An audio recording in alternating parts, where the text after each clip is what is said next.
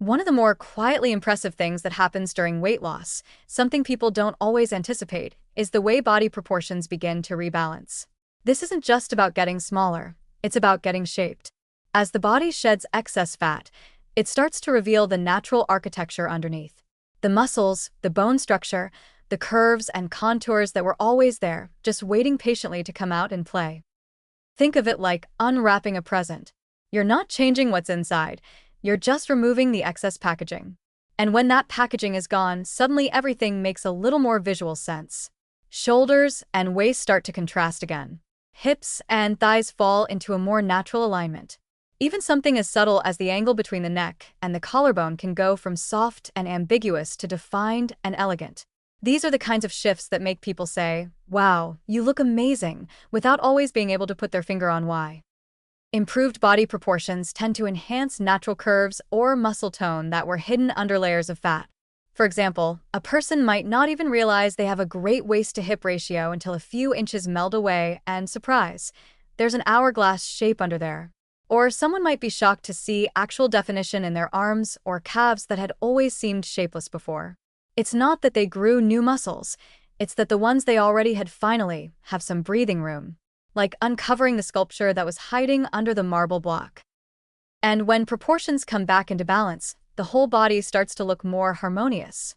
The torso aligns better with the legs. The limbs appear longer. The posture improves, thanks in part to less abdominal pressure and more core activation from movement and exercise. The overall silhouette often goes from blocky to fluid, from rounded to streamlined.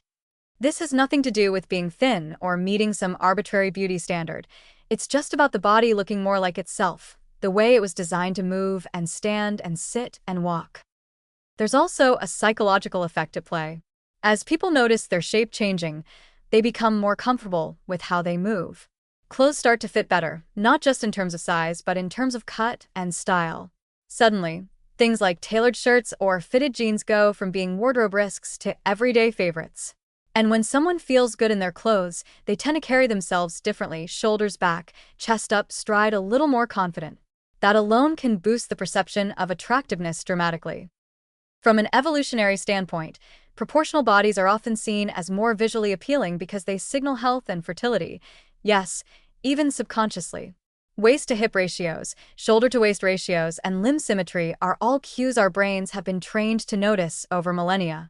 When someone loses fat in a way that brings these proportions into sharper relief, it tends to ring a few pleasant bells in the brains of observers, even if they have no idea why. To put it simply, fat loss doesn't just shrink the body, it reveals it.